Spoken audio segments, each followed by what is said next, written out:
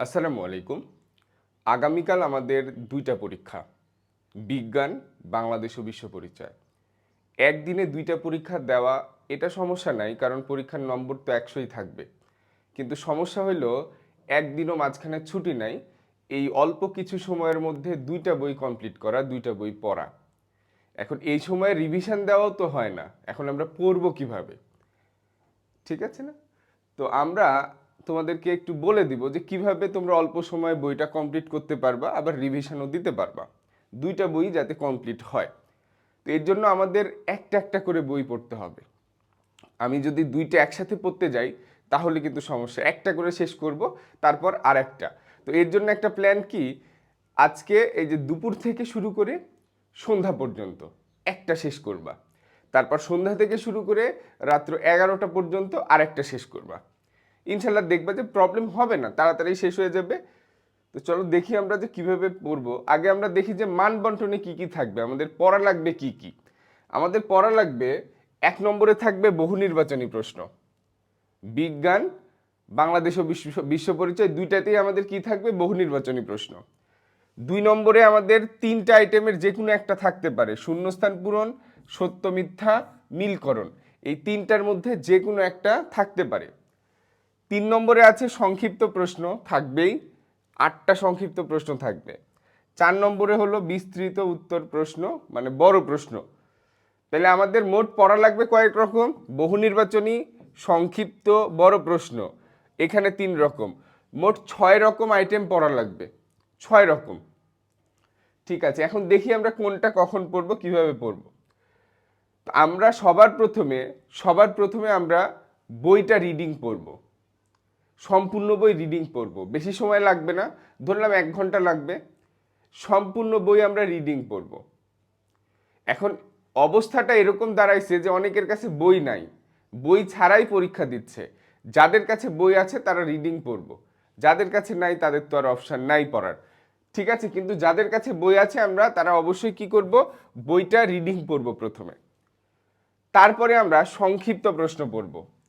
অধ্যায় ভিত্তিক সংক্ষিপ্ত প্রশ্ন পড়তে গেলে কিন্তু ঝামেলা, আমাদের সব সংক্ষিপ্ত প্রশ্ন একসাথে পড়তে হবে। এই জন্য আমরা হয়তো শীট দিয়েছি, সেই শীটটা তোমরা দেখতে পারো, অথবা গাইডের সব অধ্যায় ভিত্তিক যদি তোমার পড়তে হয় তাহলে পড়বা, কিন্তু সব সংক্ষিপ্ত প্রশ্নগুলো আমার পড়তে হবে।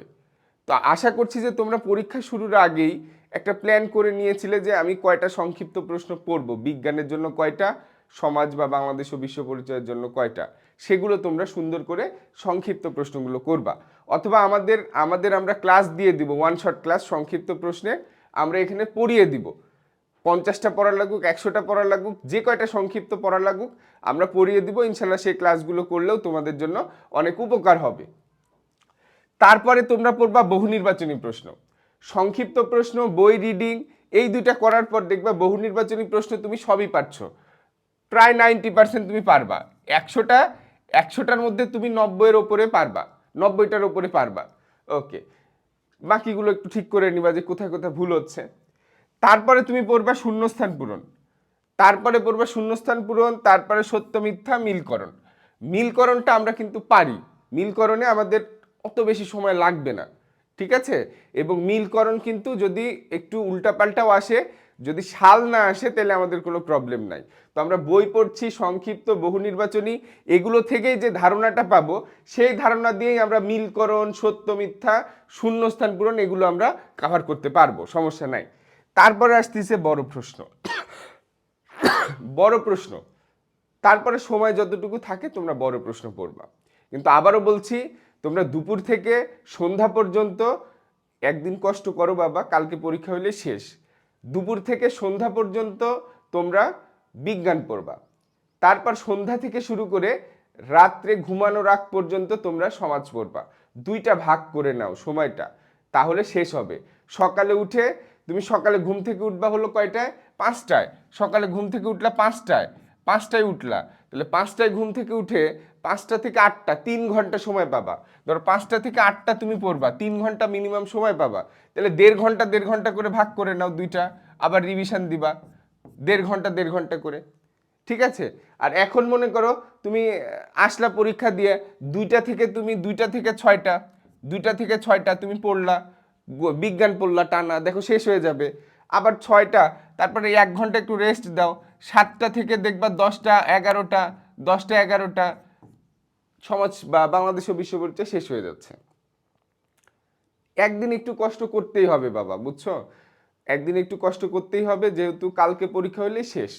তারপর আবার 6-এর জন্য যেভাবে রেগুলার পড়ো সেভাবে পড়লেই হবে। এখন অনেকের অভ্যাস হয়তো পরীক্ষা দিয়ে এসে একটু ঘুমাবে।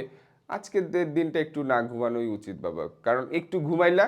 আজকে আমাদের দেখো একদম টাইট শিডিউল, একদম সব কিছু টাইট। দেখো আমি যদি ঘুমাই, আমি যদি মনে করো এসে ঘুমাইলাম, আমি 3টার সময় উঠলাম, শেষ করতে পারবো না সন্ধ্যার আগে বিজ্ঞানটা, তাই না? 2 ঘন্টা 1 ঘন্টা, কারণ আমি 2টার সময় পড়ার শিডিউল দিয়েছি। অনেকে পরীক্ষা দিয়ে আসতে আসতে 1টা 1:30টা বেজে যায়, অনেকে দূরে পরীক্ষা, 1:30টা পর্যন্ত বেজে যায়। তারপরে আমি বলছি 2টা থেকে পড়তে বসতে। ঠিক আছে না? আজকে একটু ঘুমায়ও না, কেউই ঘুমায়ও না, 2টা থেকে পড়তে বসো, সন্ধ্যা অবধি পড়বা, সন্ধ্যা অবধি উঠাউঠি নাই। যদি খাওয়া টাওয়ার লাগে কোনো কিছু, টেবিলেই এনে দিতে বলবা, ওই পড়ার টেবিলে বসে খাবা পড়বা। তারপরে সন্ধ্যার সময় একটু ব্রেক দিয়েছি তোমাদেরকে, সন্ধ্যার সময়। আর এখন তো আবার বাবা যে অবস্থা বিদ্যুতের সারা দেশে, ঠিক আছে, একটু ভালোভাবে সব প্রস্তুতি নিয়ে রাখো। তোমার হলো চার্জারে চার্জ, অথবা যদি চার্জার না থাকে মোমবাতি, সব কিছুর প্রস্তুতি নিয়ে রাখো। কারণ আবহাওয়াও খারাপ, যে কোনো সময় ঝড় বৃষ্টি এসব হতেই পারে, ঠিক না? তাহলে সব রকম প্রস্তুতি নিতে হবে, নিয়ে রাখতে হবে। ওকে, তাহলে এইভাবে তোমরা পড়ো, ইনশাল্লাহ দেখবা যে তোমাদের কমপ্লিটও হয়ে যাবে, আবার রিভিশনও দিতে পারবা।